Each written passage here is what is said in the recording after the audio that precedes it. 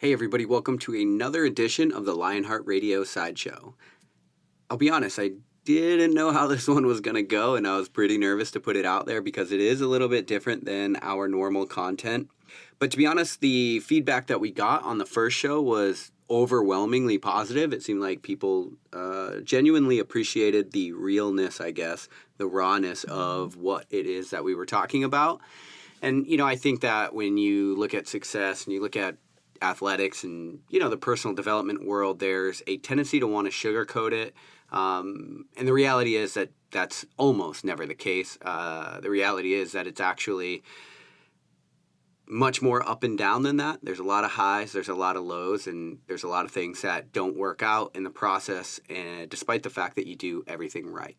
And the question we take on today is, are your dreams too big? And we really just focus on that, and we kind of use that as a central theme for the conversation. As a quick disclaimer, at the end of the conversation, I hesitantly and almost begrudgingly get into the idea of God and like the role that that's played in my life. And I just want to say that if you are somebody that's weirded out by the idea of God or using that in a sentence even, I get it. Like, I really get it. I spent 10 years wanting to be nowhere near that word. But I would just say, listen to it with an open mind and fill in the blank. Like I think most people either have religion or they have some sort of religious substitute. And if they don't, then there's probably a little bit of emptiness going on, and that's kind of the void that I was trying to fill. But you can substitute the word God with universal intelligence or spirituality or whatever it is, whatever flavor that works for you. And so I would just say, that's a disclaimer to that part of the conversation. All right, without further ado, on to episode 2 of the LionHeart Radio Side Show.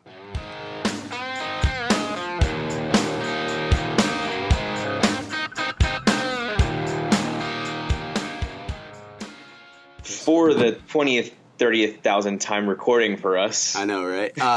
We're like 2 and 47 on what we release and what we record. It's all good. So I was thinking like how we could kick this off is, so a couple years ago, this is probably 3 or 4 years ago now, Lou Aviv, my supplement company, we sponsored a ton of athletes. And we had this idea. What we were going to do is we got a filmmaker and we were like really exploring this idea of like trying to create a film around the CrossFit Open. And we were going to call it 0.0001. That was going to be the name of it. And the reason is because we had one of our athletes, and honestly, you have athletes like this too, was really like flirting with making the games. They were like so good that they would get to regionals, but then sometimes would have trouble. Like one workout would get them, and then they would fall back in the rankings. And so they were always like finishing right around the top 5, but not making it. And so our thought process was like, okay, we were going to document what it took to get to the CrossFit Games. And I started doing the math about like how many people start the Open and then what are the chances that you would actually get to the CrossFit Games. And the chances, when I did the math for that year, were 0.0001.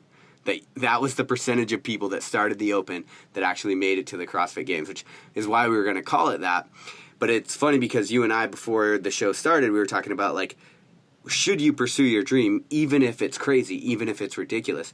And I think CrossFit is such a good place to start because there's so many people that get into CrossFit who were previous athletes, who were whatever, and they have these dreams about getting to the CrossFit Games. And if you look at the statistics, the chances, the percentage of people that make it being 0.0001, there's almost no rational point in trying, it seems like. But yet, like, as I started documenting the process, I was like, it's something we never released. We never ended up finishing it because a whole bunch of, obstacles kind of got in the way and we decided not to. But I was like kind of captivated by like this dude putting it all on the line in order to get there. And so I kind of wanted to start open the conversation with that story because I wanted to like pick your brain on what you think about this topic, because there's a lot of people that listen to this show, I'm sure, that have pretty crazy ideas about things they want to do athletically or career-wise, and to a lot of people, they probably don't make a lot of sense. It comes down to aspiration, dude. Like, when we talk about, you said it perfectly, like, we find athletes who are floating athletes for floating games athletes. We saw that this year in the CrossFit Open. Like, we're going to go back and we'll use Travis Merritt, for example.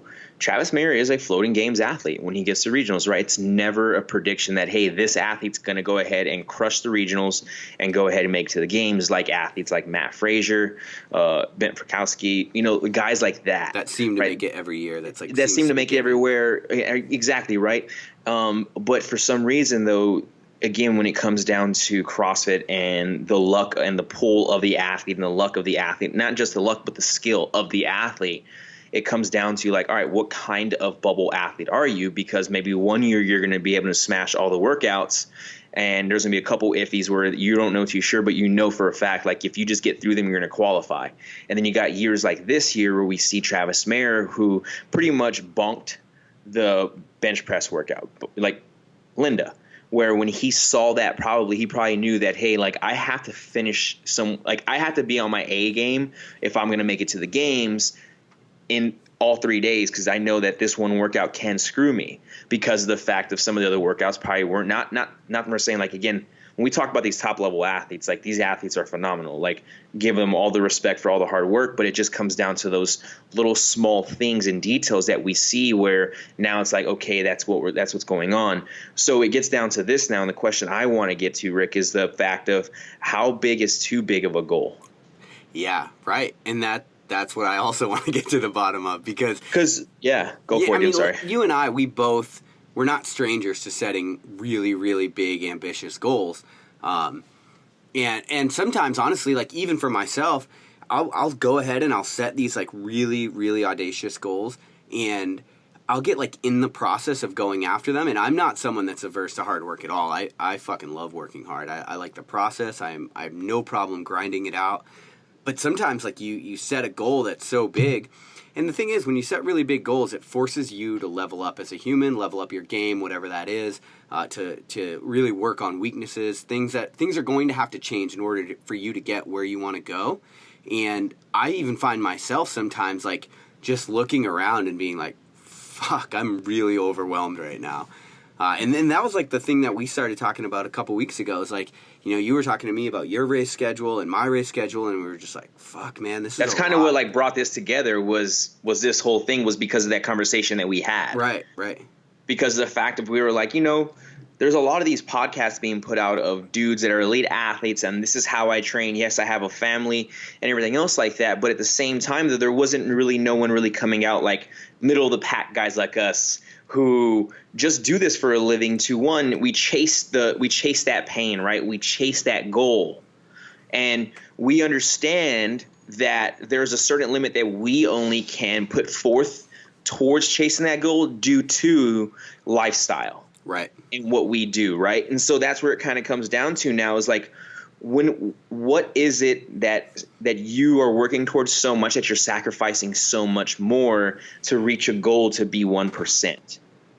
Right. And a lot of times, like, you're sacrificing. So, like, an example would be, the first time I did a 100-miler, I didn't make it. And the people that listen to this show probably understand that story because I've said it a bunch. I did a whole episode on it. I didn't make it because I didn't train enough. I wasn't prepared, et cetera, et cetera. I was sitting in my apartment just completely wrecked, like feet elevated, like could not move, stress fractures, totally fucked up from this race. And I signed up for a 200-miler in that same week because I was like, in my head, I was like, I'm not going down like that. I've got to level up. I can't let this sport get the best of me. And it started this whole process of me loving the sport. But there were times, I had to give up in order to do that 200-miler successfully. And when I say successfully, I'm talking about the middle of the pack. I wasn't like I didn't win a 200-miler. I was literally like, in the very middle. I think I finished dead in the middle of the pack. And I had to sacrifice a shit ton of my life in order to be successful in that endeavor. The obvious stuff is like going out on the weekends. Like that basically went away because like we talked about last week's episode, like I just couldn't train as much because if you're hungover, like all these things, they just take away from it. When you like really go all in on a dream, it takes a fucking ton of effort and bandwidth. And I love the fact that you brought that story up because of the fact that when we go back and look at a 100-mile race, and if anybody hasn't heard the story of the 100-mile race, Rick pretty much went through this 100-mile race and didn't complete. He got time cut off, correct? Mm-hmm. Right. But when we go back and 70 miles in, but we go look back at that, right? And like, this is where I kind of break it down to now is like, how big of that goal was it too big for you to approach for the first time ever going into it? Because how far out were you before you knew that you had to get it completed? Like, how many months out, how many weeks out were you from that race? I signed up for it 4 months out, not being a runner. Okay, cool. So that right there, right? So most people that are looking to go ahead, and we can answer this question, I can answer this question towards that, Rick, is because how big is the goal? Is that like, that's really fucking a huge goal to run 100 miles and haven't been a runner, haven't done much probably in the past few years. And the goal is now I'm going to come out and do a 100-mile race. Right. Due to the fact, because of prior years, you have done 50Ks and you've done some other types of runs. So you've kind of been there in that running, but it's taken you stepped away from it for a while. Yeah. And instead of kind of ramping up the miles or ramping up the progression of what you should have done, you actually just took away the chances of you being that 1% in what you're chasing. Yeah, right. And you know, one thing I did, I think you have to be careful not to confuse past success with any indication of future success, right? Like, that's where I was kind of going with that. Yeah, like, they're not necessarily correlated. So, you know, 4 years prior to that 100, I ran a 50-miler without training for it successfully. And so, you know, most of the things I had done up until then, the goals weren't quite as big, and so everything was actually really successful. As a quick backstory, like, I was also running my business at that time. I had launched Louis Vive, and we were, like, starting to, like, ramp up, and sales were starting to go up, but that was causing me to work a lot more, so I wasn't training as much. But things were all, like, I was relatively successful in almost everything I did at the time.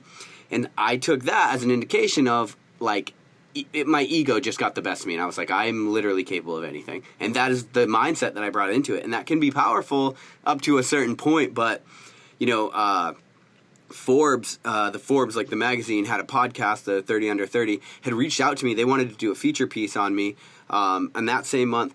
At that time, like, when my company was killing it and I was like, I'm going to do this 100, I'm like, dude, the month of July, I'm going to fucking crush it. Like, I've got this. And by the halfway through that month, I failed at the 100-miler. Forbes went dark on me for an unrelated reason. I don't even know. They just decided not to go with me for the piece. Like, I was just sitting, like, staring in the face of failure that I hadn't dealt with in so fucking long. And I was just like, I don't know what to do from here. And, you know, I ended up facing that adversity by finding even bigger goals. But I also knew everything had to change in order for me to be successful in that. So one of the things that I'm actually going to utilize here, dude, I'm going to try and find 3 points out of this whole conversation for us. And the first one I found is fear. Fear is a driver to a lot of things that we want to do in life when it comes to goals. So realistically, when we have fear as an emotion that's going to go ahead and drive us for something, that goal does not become too big. It doesn't ever become too big, right? So for instance, like, you went and decided, okay, cool, I failed in this 100-mile race. I just got dropped off by this company that was supposed to help me in killing it. All of a sudden I failed this race, but now the fear of, like, I can't see my life just tumbling from here. So you went ahead and just created a goal which was much bigger than the one that you just failed at due to fear, so that you're able to now find some kind of redemption and get yourself back on track. Right. Yeah. Like, I definitely leverage the fear of failure over the fear of trying. Yeah. Right. Yeah. Like, and you have to be careful, because if you're scared to try, you're going to run into a lot of problems in life. And that's the thing that I see there, right? Is like, fear is a crazy driver. It can be a positive, it can be a negative. It's all on how you're going to go ahead and use that and be the driver of it. Because like you said before, like, you could have used that failure of that 100-mile to get you away from doing ultras, and you could have gone on a completely different path of life. And all of a sudden, who knows, would you be here today doing podcasts with me, or you inspiring people, or you wrote a book about it, right? Like, those kinds of things, that fear of you, like, failing that month drove you to do things bigger and better. For sure. Right? But the thing is, and this kind of goes into one of those things where I look at, like, being able to experience both sides of the spectrum when we talk about this all the time. And I use this all the time, dude, because of the fact that, you know, we have failure and then we have success. Right. And like you said yourself, a lot of people live in this realm of success who've never experienced failure. So all of a sudden, when they do, they crumble because of the fact that they've never really experienced a struggle, which in turn, the people who are, i.e. like you, who you looked at that as a failure and you created this fear from it, you use it to drive you to create things that are going to be successful in your life, right? And inspire others because you look like, hey, I don't want this to happen to them, and this is what I'm going to do with that. So that's a huge piece that I think that's going to be going into how big is the goal, right? Like if you're afraid of it, because I'll tell you what right now, and I haven't said it much, and like, you know, we talked about using social media as, one, is it inspirational for some people? Two, how does it help you? Three, are you educating somebody in some way, somehow, or some shape or form of your stuff? And I've kind of played with this idea of like, you know, I'm not going to lie to you, like going into my 100-mile race, I am fucking scared shitless. Yeah, it's a long day. Of how scared I am of it, dude. It's like, I feel like it's added on extra stress to me because of the fact of how fearful I am. Like the people that I hear talk about it, and I keep telling them like, oh, this is your first ultra for a 100-mile race at the Kodiak 100. They're like, most people's first times ever completing it and not even doing a 100-mile race still have not completed it. Like that is what I keep being told. Mm-hmm. And the fear of not completing it is what's driving me forward every fucking step right now. It's not the pure happiness. It's not the pain that's coming from it. It's none of that, dude. It's the fear of the unknown that, hey, I have a chance of failing here. Right. And let's be real here. Like I've been through tragedies and I've been through those kinds of things, but I've never put myself that I had the control of in a situation where I have a possibility of failing. Right. Yeah. I mean, it's a scary fucking thing, man. Like right before I did that 200, keep in mind, like I still hadn't done a 100 at the time. And I was like, the thing that kept going through my mind, the couple weeks leading up to it, were like, okay, so if I go into this and I fucking don't make it, then I'm just going to look stupid, right? Because, like, okay, you didn't finish 100, and now you didn't finish a 200. Like, what are you doing? Like, just stop what you're doing. You know what I mean? Like, but what I realized is, as soon as I started having those thoughts, I was like, oh, whoa, I got to get that out of my head. Like, I got to get that fucking out of here, because that thought isn't going to serve me in any way, shape, or form. Like, it's like, okay, recognize that it's a possibility, recognize that it's there so that you're definitely prepared, but then get rid of it because it's not going to serve you. And, like, the mindset I had to get to was this, I had to look at it as an opportunity. Like, dude, the universe just is giving you a slow pitch right now, and all you got to do is fucking finish this thing, and you're going to show people, like, what you're capable of, what they're capable of. And that's the mindset I had to get to, you know, because, you know, in the last episode we talked, like, one of the things that I really care about in life is my legacy, so to speak, is, like, I like this idea that I can be an example of what's possible to people. And so taking that, my mission in mind, I had to get to the point in this race where I was like, dude, the universe is serving me up a slow pitch right now. Like, it's all I got to do is fucking crush this thing out of the park. And to do that, all I got to do is keep moving forward. And that mindset just took me so much further. So this kind of leads me into this, man, and this is the reason why I love the fact that I'm going back to school right now for sports psychology, because it just is opening my mind to so much more, right? Emotional intelligence is what we're talking about right now.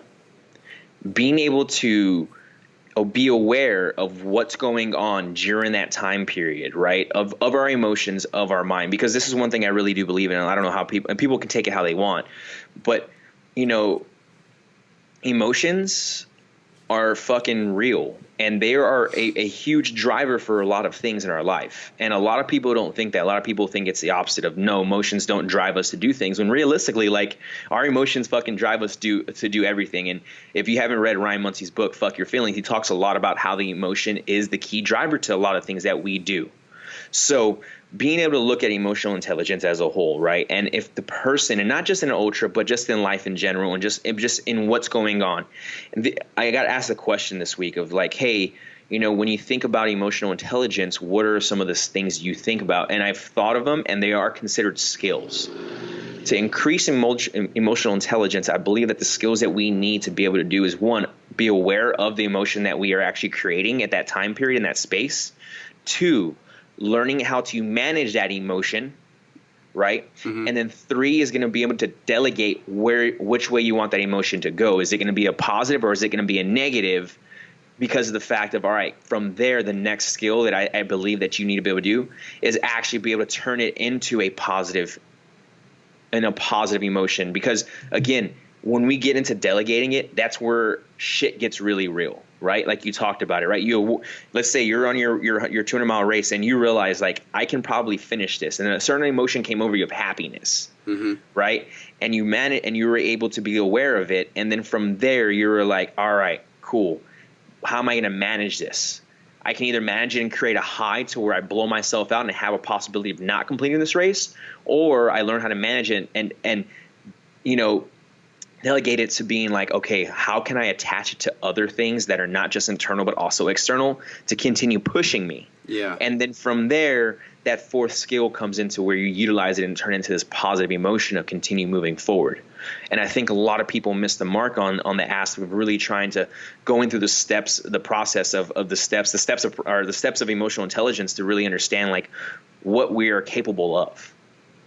Yeah, I think like it sounds like a lot of what you're talking about is like this self-awareness piece. And it can be self-awareness, right? But the thing is and I look at self-awareness and I look at emotional intelligence as two separate things due to the fact of like self-awareness is one of those things where I can sit here and just be like, okay, I'm aware that I'm mad.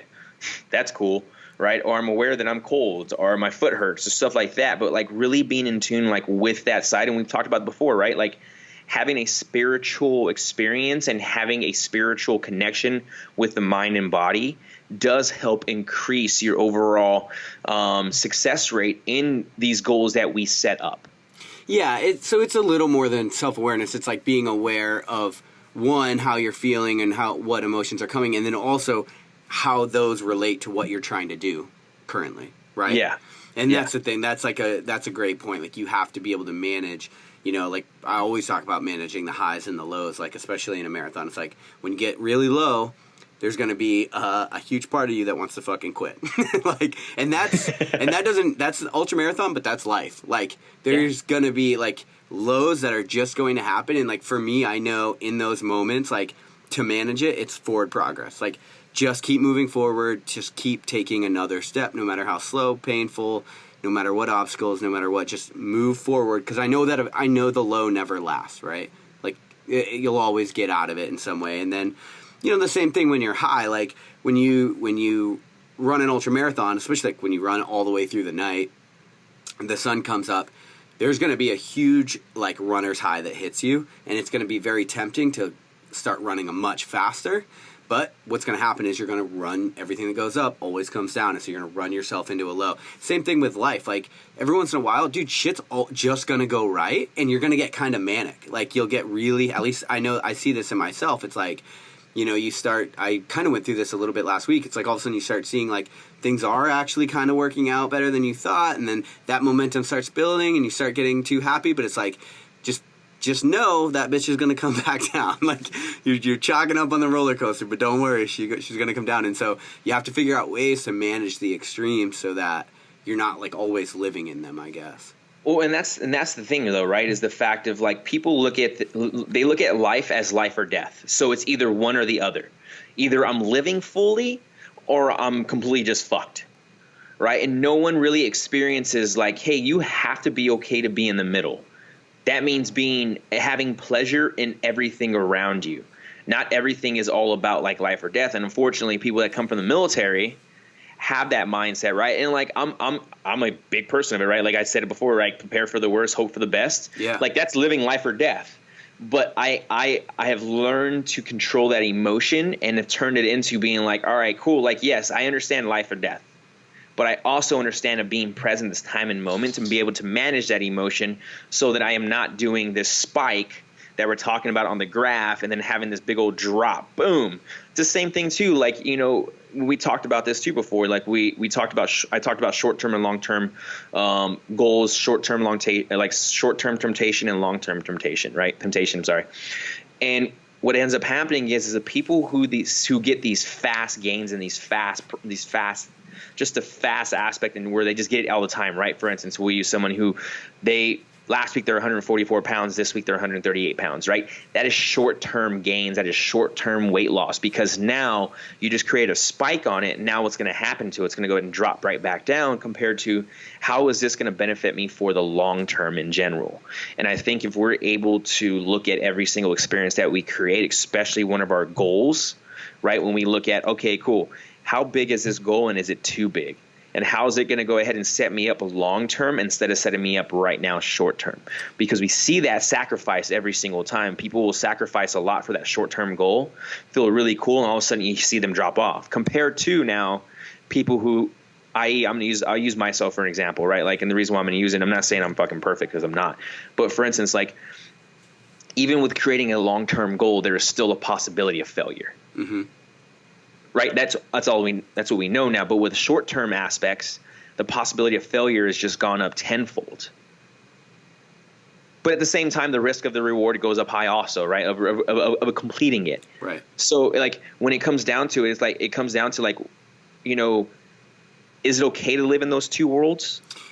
I think you got to keep perspective on the long-term goal, and so that you don't get consumed by the things that go really right and then the things that go really wrong. Like, I think that's the danger. Like, if you stay too focused on short-term goals, then you might get consumed by if you stay too I don't know how to describe this. If you stay too like focused though on what's going on immediately, you have a tendency to get wrapped up in it, and so obstacles are going to fuck you up. You know what I mean? And so if you don't have a perspective on like the long-term goal, like going through like a selection in the military is a really good example. It's like you have to take it day by day, because if you think about, oh my God, I have to do this every day, and then all of these evolutions I have to pass, all of these evolutions I have to do, all these running and all this swimming, you're going to get overwhelmed and you're going to want to quit. However, if you fail one thing and you let that define you, then now you're a failure as well, and now you're getting too wrapped up in that. So it's like you have to like balance this. Okay, I know what my long-term vision of success is, and at the same time, so I keep that in mind, but at the same time, I keep a perspective that doesn't allow me to get wrapped up in the short term. And that's kind of where I was going with like the using myself for example, is because like remember when I first started my first 50-mile race last year in November. From there, I wasn't sure like what I was going to do. I knew I was just doing it for a certain aspect of just kind of experiencing it, and like from there, that's when I started planning it all out. After my first 50K, I was like, all right, I'm going to complete a 100-mile race this year, and then from everything. But at the same time, though, I've told you this before plenty of times. Where like it's not about the 100-mile race, dude. For me, it's about the 200-mile race. Mm-hmm. Like, that's the goal that I want to do, right? The goal next year is to complete a 200-mile race. Like, that is the goal. So when I go ahead and I talk about utilizing, like, okay, cool, the 100-mile race in August is just a stepping stone to my progression to trying to have a higher percentage of completing that 200-mile race, mm-hmm. right? So, like, now I'm playing – this is where it goes back to that long-term and short-term, right? I'm playing between the two right now. Right, I'm not coming into, and like when I say short term, I'm dropping down, and we can break short term down into 3 months. We can break short term down into 2 months, 1 month, 1 week, 4 weeks, 3 days, whatever you want to do, whatever is going to help you get there. And then when I look at long term, anything out more than 3 months is going to be considered long term, right? Because of the fact that you really have no real control of, and you don't even have control of the short term, but you're able to control some of that stuff going into those first 3 months more than you can control 2 years out from now or a year from now. So the way I look at it is this, right, is like I could use and let the fear get to me of being like, man, I had this 100-mile race I have to complete. Like, I'm 2 months out from it, and I'm fucking freaking out, blah, blah, blah. Like, I can be in that mindset and just looking at that 100-mile race, or I can look at the next week coming up of training that is going to go ahead and prepare me to have a higher success rate in completing that 100-mile race. And then take it like that and have this building block that all of a sudden now just leads me to this bigger goal that I'm trying to accomplish. And then that bigger goal becomes a small stepping stone, or a smaller goal that leads me to everything else like that. And I think a lot of people don't look at it that way. I think a lot of people look at it, it's either one or the other, just like it's either life or death. Yeah. Yeah. If that makes sense. No, yeah, I completely agree. And I think that's where you have to, you have to like be able to balance having a vision and a perspective, and also, working on the shit that you need to work on right now that's going to inch you toward that overall vision. But what if we take you out of it completely and we put you in as a coach? And so let's say that I come to you and I say, I want to go to the CrossFit Games and I'd like you to coach me. And then you say, okay, cool, how'd you do in the Open this year? And I say, well, I got 200th in Southern California. So it's funny you say that, because I have athletes who have come to me that are at a top 150 in the West Coast. And to know, and the first thing I tell them is, one, the sacrifice that you have to make to make it to the games nowadays is a lot harder than what it was 4 or 5 years ago when people first heard about it. So the next thing from there is now finding out the athlete's lifestyle. Is their lifestyle suitable to go ahead and try and qualify for, one, the CrossFit regionals? Because again, everyone has to get through the open, and we know this. Everyone has to get through the open. So it's all right, cool. Well, we need to focus on the open. If you've never placed top 10 in the regionals, well, I'm not going to peak you only at regionals. I'm going to peak you twice. I'm going to make sure that we can, one, peak at the open, and then again peak at regionals to give you the best qualification possible. Because if you that's how it is. So from there, we look at the lifestyle of the athlete. If they work a job from 7 in the morning till 5 o'clock in the afternoon, they only get one lunch hour, and they pretty much want to train twice a day. All right, so the sacrifice there you're going to have to make, one, is we know that you need to get 7 to 8 hours of sleep a night, right? We know that you have to meal prep, you have to eat clean. Not just that, though, now you have to understand that the sleep that you're about to need, that you're going to be doing, and like the friendships that you talked about and the partying that you're going to be going out with, a lot of athletes and a lot of people don't understand, like, that takes a toll because you start losing friends because they don't understand the goal that you're reaching towards. Yeah.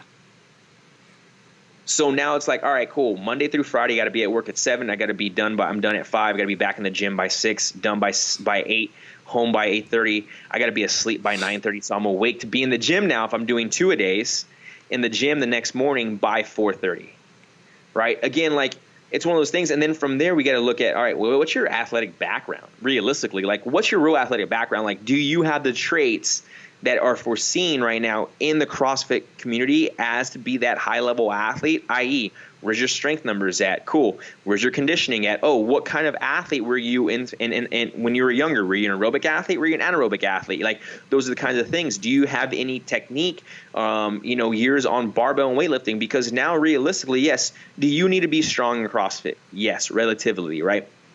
But you also have to be able to hit all these skills on not just gymnastics, but be able to move a barbell a certain way and be able to do a lot of things that a lot of people didn't realize that we were coming out with. And again, is CrossFit building athleticism?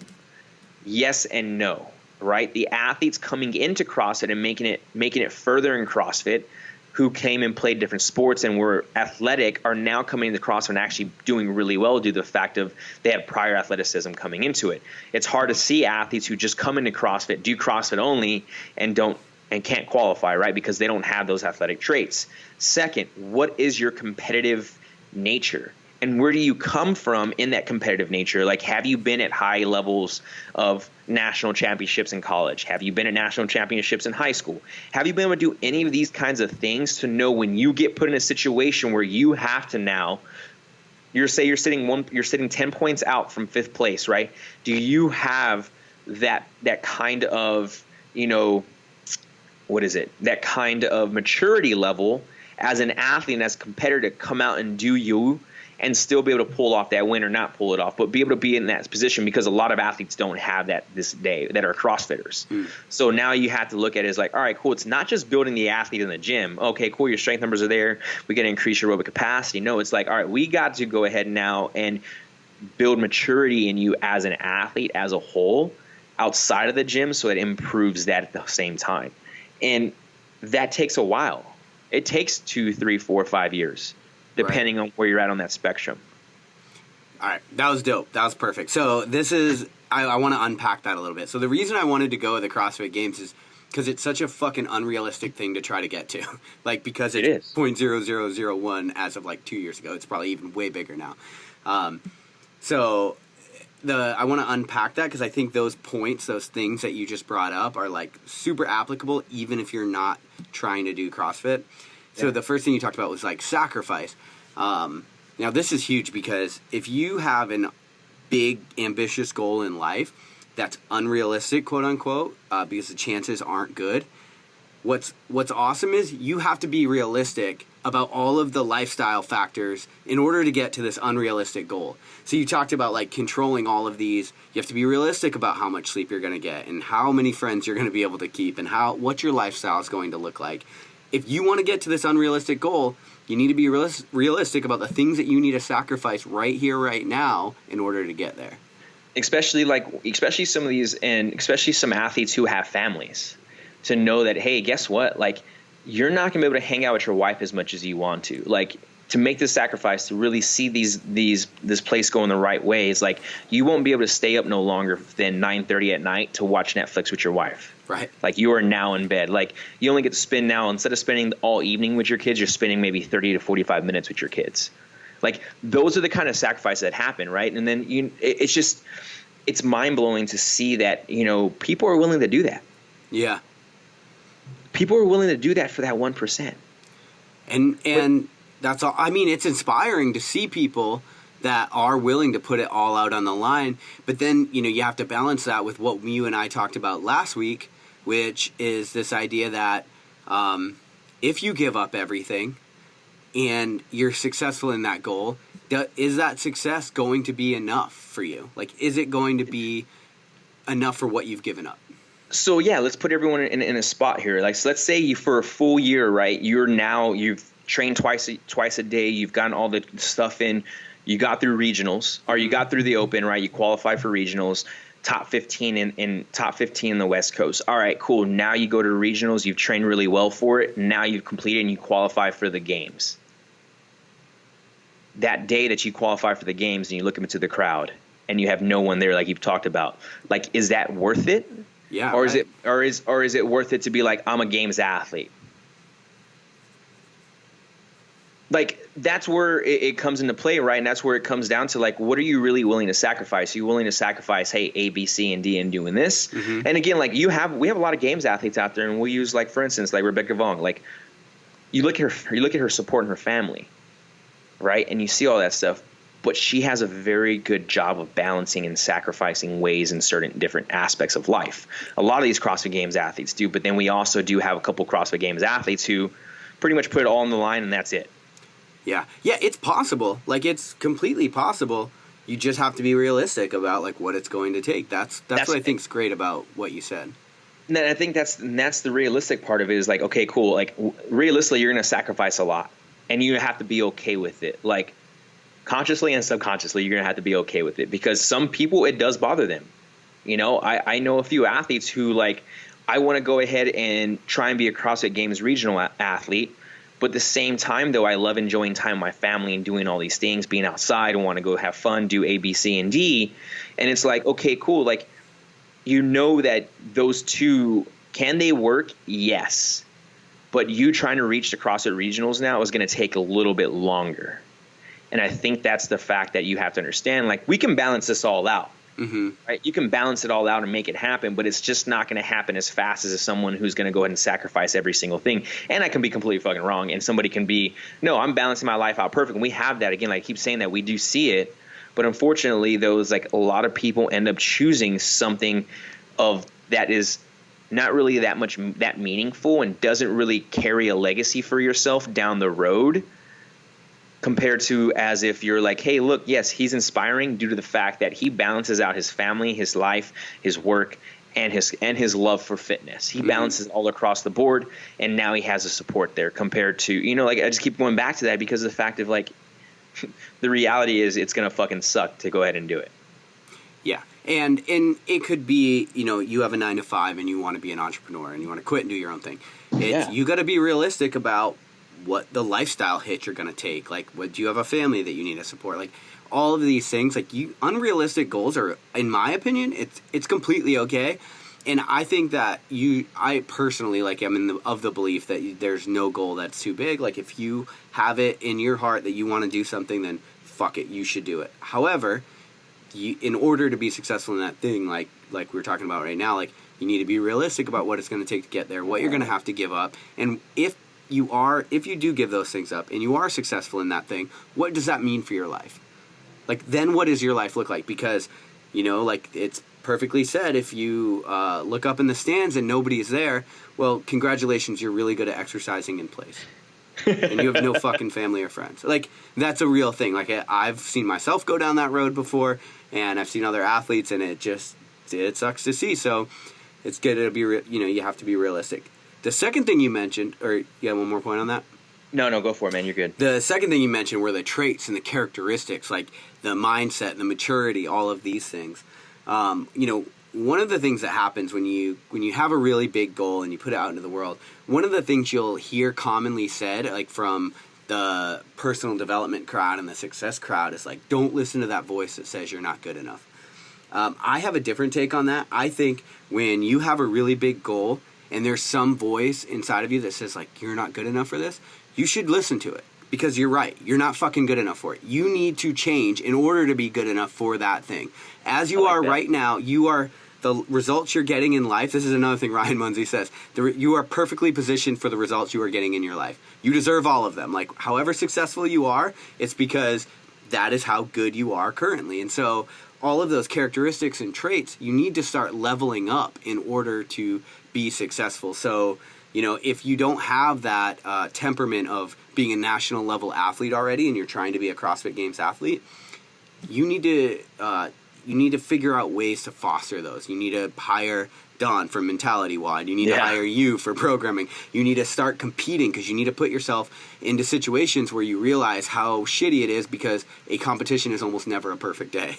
And you have to figure out how to deal with those things. And so I really like that you brought up like the traits and characteristics, because in my opinion, that's the thing about a really big audacious goal. You have to change in order to be successful in it.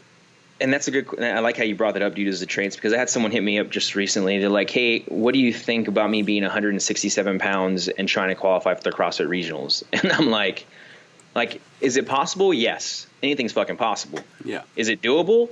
Yes. Right. Due to the fact, as I know this person will put the work in and everything else like that. But is it realistic to have it done in a year from now? No. Probably not. Right? Because of the fact that we look at all right, well, how much do you weigh? 160, 170 pounds, right? Like, we look at Josh Bridges and Cody Anderson, one of our smallest athletes out there going to the CrossFit Games. They're animals. They're strong, right? Like, they both snatch 265, 270, and both clean and jerk over 330. Like, those are good numbers, right? They have the skills. But when we go ahead and be like, all right, I want to match myself up. Well, I weigh 170 pounds, and I'm the size of Josh Bridges, and I was a Navy SEAL, and A, B, C, D, E, F, G. And I'm like, all right, cool. Like, well, what was your exposure to lifting a barbell? What was your exposure to, all these things that are going to be able to help us surpass, like, okay, cool, we're good here, we can focus on here? No. Like, and that's the problem, and that's where I think a lot of people don't like to work through, is adapting to that adverse condition of that voice telling you you're not good enough. Yeah. Yeah, it's like, look, if you have, like, I really am a strong believer in, like, the power of, like, your higher self. Like, I think deep down you know things. Like, you know more than you think you do. And if you ask yourself and you get quiet enough and you get away from all the technology and the inputs enough, you'll come up with answers that will suit you or will help you. Because I think deep down your subconscious really does know. And so if your voice is telling you you're not good enough, you're probably not fucking good enough. And if you were good enough, you'd already be there.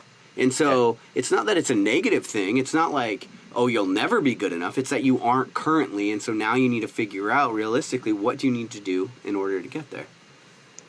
Yeah, dude, I think those 2 points are great, man. I think those 2 points are huge, actually. Yeah. Well, and it's funny, like, that you bring up, you and I both come from special operations communities. So the military in general makes up 0.1% of the world's population. Special operations make up 0.1 of that 1%. And so, like, to be 0.1 of that 1% is very unrealistic. I remember I'm helping a couple people that are getting ready for programs now, and they're talking to me about how all of their friends and all these people are, like, doubting them. And, dude, I remember when I said what I was going to do, like, one of my best friends in this world literally looked at me and was like, you're never going to make it. And I was just, like, almost blown away, like, but, for me it was fire. Like, fuck you, I will tell you, I'll show you, like, that's kind of how I react to stuff anyway, because I kind of have that, like, rebel type mentality. Yeah. But either way, like, and then the other advantage that you and I both have is that we were instructors for selection courses. So not only did we go through them, but then we helped other people get through them. Yeah. One of the things I noticed is that people that had been really successful in life up till then didn't necessarily do better. So we would have people that would, like, they went to Harvard, they played football, they were a 4.0 student all of their life. And then what happens is, these selection process are meant to bring adversity into your life. There's, you might be able to run really well or swim really well, but maybe the O course is going to fuck you. Or maybe you can do all three of those, but maybe... Or you can't swim. Yeah. I mean, there's always something, right? Like, for me, I could run, but the pool days were like, I couldn't fucking eat. I was miserable, nervous, scared, hated it. Like, there's something there for you that's going to put you in an adverse situation. And if you've been successful all of your life, then you might not have the tools to equip you with dealing with such adversity. And so a lot of those dudes end up quitting. And I'm going to go ahead and break that down a little bit break that down also, because, not all people that have been successful in their whole life can't adapt to adverse condition. Yeah. No, and definitely not. And I just saw a trend toward it. Well, and the trend that I'm actually going to bring up is, and I actually started, I didn't even learn this when I was an instructor. I learned this more as I started getting out as being an instructor, and it kind of put two and two together, was the differences in mindset, right? So is this person coming into selection with a closed mindset, saying they think they know everything, they've been there, they've done it, they've competed at a high level, they eat in a certain way, and all of a sudden now you put them into an adverse condition to where now they're staying up for 24 hours a night, and they're patrolling for the next 5 miles, and they have a 100-pound pack on their back, and they have to walk with MBGs on, and they only have 4 meals that they get to eat in the next 3 days, right? Like, they have to know how to manage that. And all of a sudden now their body's not operating, or they're just not open to being able to adapt to all these things. Like, all right, cool, this is just what's going to happen. I have to do it to it. And those are the ones that end up failing. Because I've seen it plenty of times. Dude, I've seen Division 1 and 2 guys come through the schoolhouse at BRC who are fucking studs, can run, swim, everything. Yep. But once you put them into a situation of either leadership or an adverse condition, they crumble like nothing else. Yep. But then I've also seen guys who come through, i.e. we use the officers, for example. I've seen some really good officers who've come through the schoolhouse who are just so open-minded and have that growth mindset, just become sponges, that they get into an adverse condition. All of a sudden, you're just like blown away by the way that they're approaching that situation with leadership and like proper like thinking of what they need to do. And you're just like, man, like that's exactly what you're supposed to be doing. Like, I can't get pissed off at someone for, but the guy that sits there and is supposed to be in a leadership role, and all of a sudden now adverse condition happens, all of a sudden they start breaking, and then, you have your ATO and you have your other guys having to carry the load, right? And that's one of those things where I really believe that you have to have a growth mindset to be able to take care of the guy to the left and right of you, because if you're not taking care of that guy to the left and right of you with an open mindset, those guys to the left and right of you are not going to take care of you either. So what ends up happening, then that whole fucking team just starts falling apart. Mm-hmm. So it's one of those things, man, where, it is successful, or is it really just the mindset of the athlete coming into it as a whole of that? And the same thing with business, right? I see a lot of people nowadays getting into real estate. Do you see that? Yeah. I see a lot of people. Yeah, I mean, I think it seems like easy, quick money. But that's the point, though. Like, and I'm going to use an example. Is like I had a buddy of mine who owns 210 CrossFit and 210 weightlifting. His name is Steve Gabb, and he does all the photos for. He owns Sick Angles. Okay. He does all the photos for USAW weightlifting. But he is a real estate agent also now, right? And he posted on Instagram today a story about him saying like, "Hey, everyone wants to go ahead and be a real estate agent. Everyone thinks about putting a fucking sign in the front of the house and selling this business." He's like, "Let me give you a little example of what happened today for me. Expect the unexpected," is what he said. He goes, "So I'm trying to sell this house for my seller, right? We had a buyer, but they came and saw this window was cracked, and they wanted to go ahead and buy it. Like, they wanted to put everything down and have all the papers closed and everything else like that by the end of the week." So he goes ahead and like his sellers didn't have the money to pay for this window that was cracked and broken. It was like $550 to get this whole window fixed. So he was like, "All right, cool. We're going to go ahead and figure something out." Gets it figured out, gets the window put in. Guess what happens an hour later? It's now Thursday, and he's supposed to close by tomorrow. Yep. The window breaks again. Damn. Right? So like now his sellers really don't have the money at all to do this. So now he has to go and talk to these people who installed this window to try and get this taken care of to close it, so that his sellers and his buyer are happy. Because what's ended up happening now is all of a sudden he's losing out on money. He's losing a valuable customer and being able to help and care for them the way he wants to, right? He's like, that's a lot of the things. He's like, and what I'm starting to see now in the real estate agency, and like, is the fact that a lot of people that are trying to do this don't look at it as that. They just look at it as some kind of easy Joe Schmo where you walk in, put a thing on the sign, and hey, let's sell it. When it actually goes more in depth than that, and being able to adapt to adverse conditions. So the reason I use that example is because it's not just in selection, it's not just in CrossFit regionals, it's not just in ultra running, it's in life in general. Like, you have to be fucking open-minded to everything that you experience so that you can have the proper approach so that you're able to grow from it or help someone else out, because you never know when you having that kind of skill is going to go ahead and help somebody and provide a value for them. And that time period, like you were talking about in the past, was like, how do I leave a legacy or inspire people? That's how you do it. Or how am I remembered? Like, that's one thing, like, this guy cared, or that person cared for what he was doing. It wasn't about money for me, or it wasn't about money for them. It was about making sure that that person is getting what they were expecting. Yeah. Yeah, I think that is like the perfect that window. It's like the perfect metaphor for like trying to do anything in life. Like, there are so many times where you can control everything that you can control. You can do everything right. Like, it feels like it should be smooth sailing at this point, and the bottom fucking drops out for no reason. You can't, like, there are times, like, life's not fucking fair, and I'm sorry, but, like, there's so many times where I've noticed that. It's like, you can give yourself the best chance of success that you can give yourself, and it still might not be enough sometimes. Like, and you have to have, I mean, I guess that would be perspective too, but you have to have the mental fortitude, the perspective, like whatever you want to call it, to, circumnavigate that broken window and still get the fucking deal closed on the next day. And I think that goes to your point right there of like chasing the vision and not the money. Because if you chase the money, like, I want money just as much as the next guy. I hate flying coach. Like, I like money. I'm telling you. It's comfortable, right? It's nice. Yeah, like I'm someone that like appreciates money. I don't think rich people are evil, whatever. But if you chase the money and not the vision, you're going to make the wrong fucking choices. Like, that's one thing I've noticed. Like, if you have to pursue excellence. You can't pursue the money. It's like, think about the person that owns the gym. It's like, if you chase the money, you might be tempted to mark your membership up way too much for what it's actually worth, and you're probably going to lose clients. This is a super oversimplified idea. But if you chase excellence, if you hire coaches for excellence, if you put your time into making sure that everybody that walks into your gym leaves better off, having had a better experience, the money's going to take care of itself. Yep. The people are going to recommend more clients. Like, that's how that works. So you have to be sure that you orient yourself toward the right part of the dream. And I think that comes down to right now, and that's another big thing too we haven't talked about. Like, what are your core values and what are your foundations that are going to be the building blocks to lead you to accomplishing that goal? That's the big thing too, right? Like, I see a lot of people who are like, hey, I'm going to chase this goal. But then when you ask them, like, what's their foundation in building this goal? A lot of them don't have the answer for it. Yeah.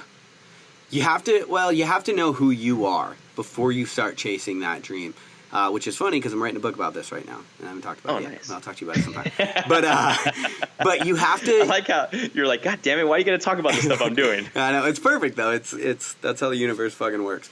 But you have to, in my opinion, know who you are before you start, before you take your call to adventure, so to speak. Because if you don't know who you are, if you don't know what your values are, you're going to make the wrong choices along the way. You're going to wrap your identity up in the wrong parts of the process. Like, if we go back to that 100-miler that I did, and I think about if I defined myself by what I did, then I would define myself as a failure as a human being. Right? But because my values were, success at all costs, essentially, at the point, because I had different values, then I didn't let myself get wrapped up in those failures. If you define yourself by what you're doing, by how much money you make, then when what you're doing fails, or you're not making all of the money right now, you're going to feel like a failure. And that's going to be a problem in the long term because, again, you have to orient yourself toward the right things. But I completely agree with you. If you don't know who you are in that process, you probably will be tempted to get lost in it. And another thing too that I see a lot, and I've seen it you see it in the ultra endurance world, and you see it in the functional fitness world, you see it in sports, right? You see it everywhere, of this fact of people think they're better than what they really are. Yeah. And then all of a sudden, when they go ahead and go up against someone who is better than them and they get beat, they let that eat them up longer than it should be. Yeah, because they're defining themselves by... Because they're defining themselves by, like, exactly like we're talking about, right? I am this person, I am this good, and this is what's going on. I mean, I'll use an example. Like, I was at regionals this year with one of my athletes, and another athlete walked up to us who is a prior games athlete, and I'm not going to say the name, but prior games athlete, and she was like, she wasn't doing very well. She thought she was going to come in here and make to the games this year, the first thing she said, I'm not doing too well. I think I'm going to get my blood work done because I think something's messed up. Mm-hmm. And like, that's a reasonable approach to be like, all right, cool. Like, maybe I'm not performing to my best because something's going on. Or how about the fact that it got that much harder this year and you maybe just didn't prepare as best as you should have for it, on top of let's go get my blood work checked. Instead of right away, it was like that. And it was one of those things where I was just like, man, I was like, why would you be in that headspace on day 2 already? Right. That is a perfect example, I think, of someone that defined themselves by past accomplishments, essentially. Right. And compared to being like, all right, what if I define myself as again, like I said, because even though, and I love this thing you said earlier in the show, it was, success defines a lot of people. It does. Right? Like you said, success defines you as, I finished a few 50 milers the year prior, however else long. I'm going to sign up for a 100 miler and go ahead and get after and see what happens. And I'm going to complete it. Right. Well, realistically, that's a great example, too, of letting people know, like, hey, no matter what you have accomplished, the next goal you're going to put yourself into, you have just put yourself into a percentage of where you might not complete this. Yeah. That's it, right? So know that every single new goal that you are working towards, that there is going to be a 50-50 chance of you not completing that or being successful at it. And you have to be okay with that. And a lot of people are not okay with that. A lot of people will not actually move on, or they'll do something that they know they can complete, or that they know they're going to win, right? Well, they know, like, I'm going to go do this race because of the fact that I don't see fast people there, so I know I'm going to win. Yeah. Like, go for it, dude. I had this, I ran this race with a dude, and he was really, really, really fast. Like, probably the fastest runner I've ever ran with. And I had a conversation with him, and just in passing, I mentioned a race, and we were talking about it, and he's like, yeah, I won that race. And I was like, oh, shit. And the next thing he said was, he goes, look, man, I only won because nobody faster showed up.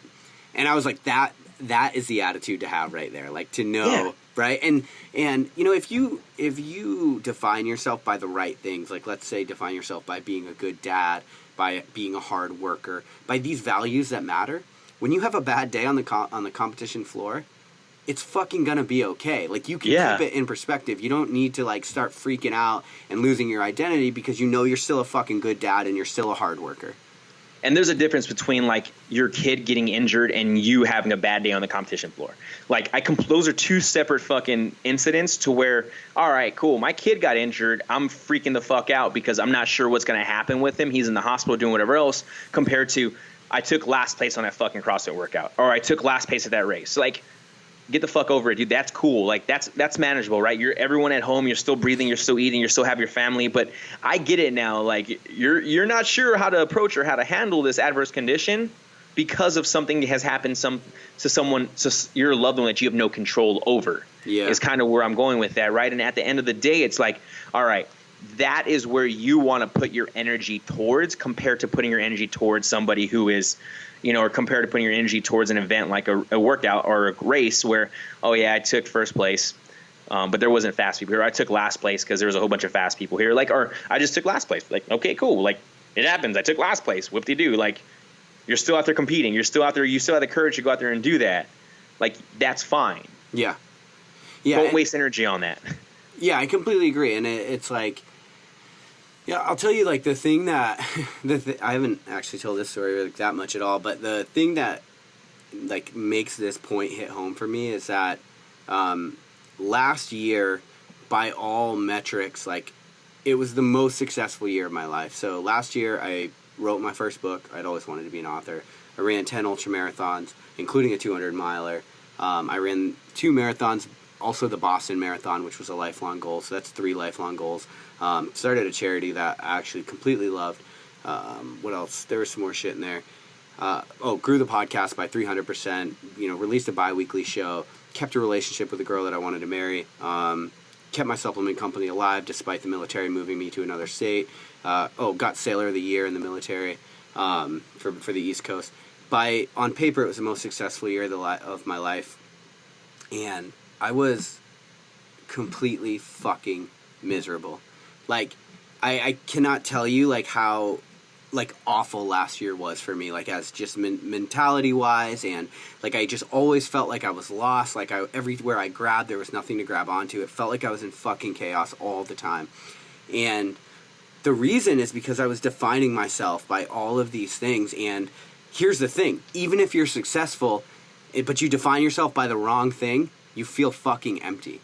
So if you define yourself by being a winner and you go out and win a race, it feels really good in that moment, and then that moment's gone, and now you feel fucking empty again. And that's why I know, like, what we're saying right now is just so damn important, because I've literally seen it. I've felt it in my own life. I've been successful by every single measure that I wanted to be successful. And it wasn't enough. It was never enough. Like, you end up on this hedonic treadmill where you always want more. You always want more. And you're a human doing, and you're not a fucking human being. And you have to figure out ways to be. And I think the way that you figure out how to be, so far, for me at least, has been to reorient my values toward the right things. Yeah, dude, I think that's and I think that's the third point, right? So the 3 points that I've gotten out of this whole conversation today is fear, sacrifice, and then core values, or values of a human being, of who we are. And the reason why I say that is because of the fact of, one, fear is going to go ahead and drive us to either be successful or going to have failure, right? It's either one of those two. Sacrificing what you want to do is going to go ahead and give you that extra percentage of being successful. And then having core values to stand on top of, or having this foundation to stand on top of, to be able to go ahead and push it all and move forward to give you that extra percentage of achieving your goal, is going to be what it is.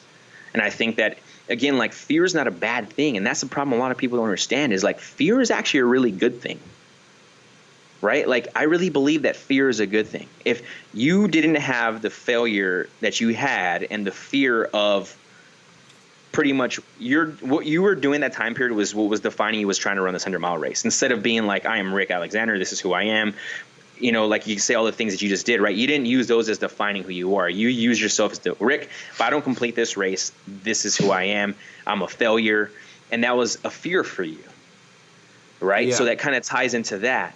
And then the sacrifices that you had to do, right, to complete your 200-mile race, to get your business where you're at, to do a lot of things, you have seen now to this day, there are now the actions of your sacrifices that you did last year are now reactions of what's going on this year. Am I right or wrong? And we'll keep it at that. Because, like, me and you, like, we've talked about this before, and like, we've both been through there, and I've been there by your side for a lot of those things, man. And we can look at that now and use that as, like, hey, the actions of all of those successes have created all of those sacrifices that you did for those successes have created a reaction of sacrifices that now you look back and, like, was that really worth it? Right. Yeah. But at the end of the yeah. And so when you ask yourself, is it really worth it? You go back and look at your core values at that time and period of what you were trying to do. And if they align, then you know what? There's nothing wrong with that. Yeah, right. Exactly. If they align, there's nothing wrong with that. For me, yeah. Okay. So the first thing you mentioned was fear. I think I completely agree. You have to figure out how to leverage it to use it correctly. With the emotional intelligence that you should create and develop. Sure. Yeah, for sure. And then the second part of, you know, like, you're right. I knew the sacrifices I had to make. And, you know, because I'm a hard worker, because I'm somebody that will be fucking successful if I decide to be, then I did all of the necessary things in order to get all of those things on paper where they want. And, for 12 months, I pushed, I grind, I hustled. I worked as hard as anybody has ever worked. And then I get to February of this year, and my relationship ends. I realize my business is not what I want it to be. All of those races that I won and were successful in are essentially just fucking trophies that I don't give a shit and don't post anywhere. They're a belt buckle somewhere. For me, it was this moment of, like, what the fuck do I want, and who the fuck am I? Like, who am I really? Like, because if I'm not all of these things, then who am I? And so then I had to start this whole process of, like, figuring out, like, what am I going to use to define myself? Because clearly it can't be these fucking things. Like, it can't be these material things. It can't be the money. It can't be the likes, and it can't be the listens, and it can't be the views, and all this stupid shit that we focus on now in 2018. It can't be any of that, because even when it is, and even when it's successful, it's not enough. And that leads me to the next question, though, right? Maybe we can kind of end off with it here, is like, what is enough? Because I know a lot of people ask themselves that, is like, am I enough, or is that enough? Yeah, do you want me to answer that, or? Yeah, I want you to answer that, because like realistically, man, like we're all tying this back together, man, and I feel that you have experienced this the past year and a half, and we finally hosted Rick Alexander again on the LionHeart Radio Show on the Side Show with all this. So yeah, I do want you to answer this, man, because like, you know, I've been through a lot of this, right? Like from selling my business to coming on full time with SoftLead to having these huge life transitions to now being, my purpose wasn't like, you know, I used to define me running a business and doing all these things as who I was. And guess what ended up happening, right? Was I ended up losing connection with my family, with my kids. Like my personal life went through hell. Like it wasn't good. I had a lot of things. I hurt a lot of people. And when I was able to go through these transitions and kind of find where I was at, and I think that's the reason why I've been able to help you a little bit through this and be able to sit back and kind of give you some advice on it, is because I've walked through it too, is where understanding that like I use fear now of like, I don't want to go back to that. Like I'm afraid of going back to that. So I make sure that I know what I'm sacrificing is not going to lead me back to that, but it's going to go ahead and move me forward. Because I've developed new core values and a foundation of where I want to be today and where I want to be when I'm dead is where I'm at today, right? So now how do you know, and let's go back to that question of how do you know what is enough and are you good enough? So for me, I'll answer it in a super personal way, and this might not be the way for everybody. Like everybody has to have their own path. You know, fuck it. So what I realized is over the last 10 years is I've been searching for something. Like I've got a void and I just couldn't figure out a way to fill that void. And so all these things became attempts to fill that void. And the realization that I personally had to come to, and for me it was like a spiritual experience. Like I had to realize I come from a place I never knew if I believed in God. I never knew all of these different things, and I'll spare everybody this huge, crazy experience that I had. But essentially, I had to come to the point where I realized that everything that happens in your life happens exactly as it's supposed to happen. And so even if you're going through hard times now, the chances that those things are setting you up for success in the long term is actually probably correct.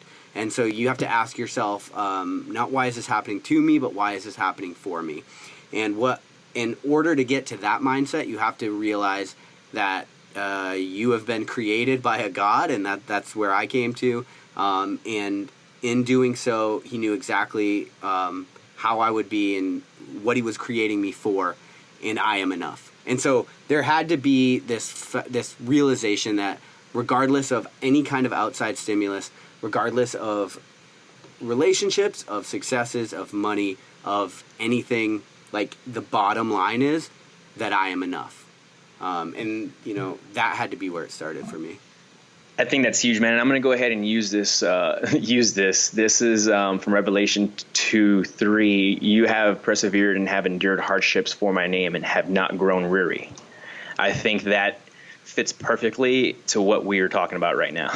Yeah, I really jumped around because I didn't want to bring up God because I just think people have their own things, but it's fine. But for me, it's like, okay, it's a personal thing. It's a realization I had to come to.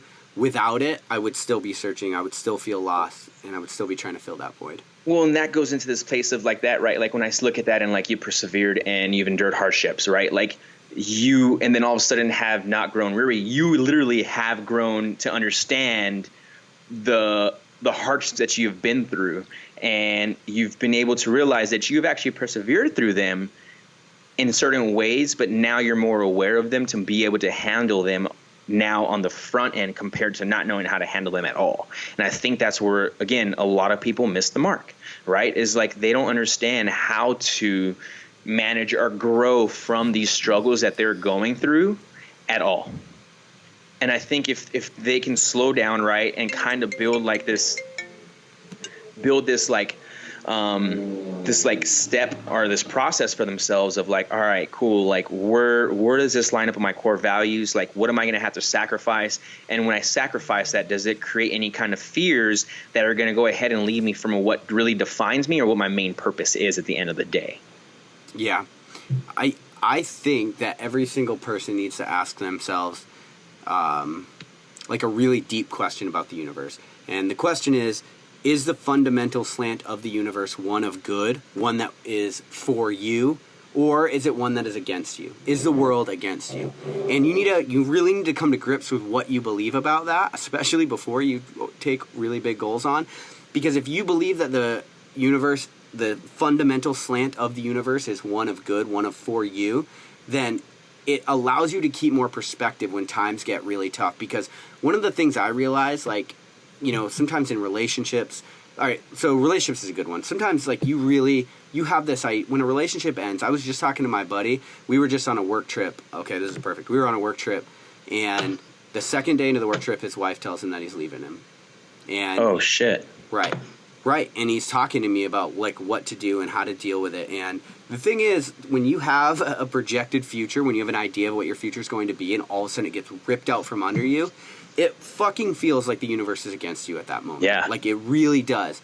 And it's really going to test your faith and your strength and those things. And that's why I said you need to come to that understanding before you go do anything else.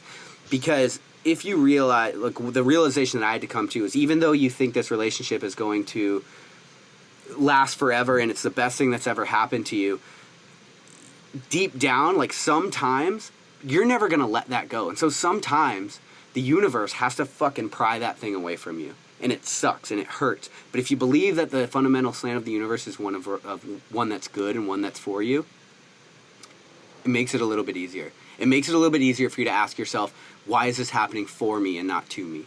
What other possibilities might exist for my life that I couldn't even have imagined earlier? And that's how life is, right? It's like that idea that we make plans and then God laughs, because you don't fucking know how it's going to work out. It's like, you got to hang on loosely, man, because if you hang on too tight, then those things, these really big obstacles in life, are going to fucking take you down. They're going to tank you. If you grip onto this future that you wanted and you don't let it go, and that person decides that they're not going to have that future with you, it's going to wreck you. You're not going to be able to have another future with somebody else because you're never going to be open. You're never going to let it go. And I know all these things are way easier said than done, because I'm literally just in the midst of going through them. And I watched my buddy go through it this week, and it sucked because you know how bad this hurts him. And you just got to sit there and be like, well, man, it's the fundamental slant of the universe good. It's like, that shit does not help. And that's why I'm saying, like, decide now. Like, figure these things out. Ask yourself the deepest questions now. And then that way, like, it's like building an ark, man. That way when the fucking flood comes, you're safe. Like, you've already built this structure around your core values and who you are. And so when chaos strikes, because like we mentioned last week, man, you're always one conversation away from chaos. One person leaving you, one death sentence, one diagnosis, one conversation will change the entire trajectory of your life, and it will throw it into chaos. And so you need to build order around, like, the best people in life, they're people that can build order out of chaos. And so that's what you need to do in your personal life with your values. And I think that's, what we've talked about this whole show. It's like, you figure out who the fuck you are. Figure out the things that matter and what define you. And that's building your arc. And then when it starts to fucking rain, you realize that it sucks. You're going to miss some people that aren't going to be there anymore, but it's going to be okay because you've done the necessary work beforehand. You just gave me the fourth point that it was an extra point. It was a little nugget. It nice. was define you or define who you are to make sure the universe is on the right side for you. Yeah. Right. Like, that's the way I look at it is, right. Like, because if we do look at it and we define ourselves and the universe is against me, then everything else that you start creating and building off of, that arc that you're talking about, is going to go ahead and crash.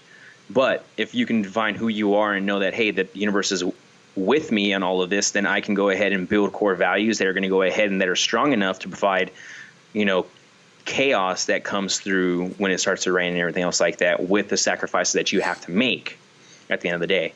But yeah, I think this is this is hit it all on the head, right? And how big is the goal, and how is it too big, and what are the limits of that you would have to take? And it kind of comes down to, you know, defining who you are, what your core values are, and what are the sacrifices that you're willing to take, and know that there is a fear of failure with even setting yourself up there, but you have set yourself up to have a higher success rate than as if you didn't define yourself, have the right core values, which led to sacrificing in the wrong way.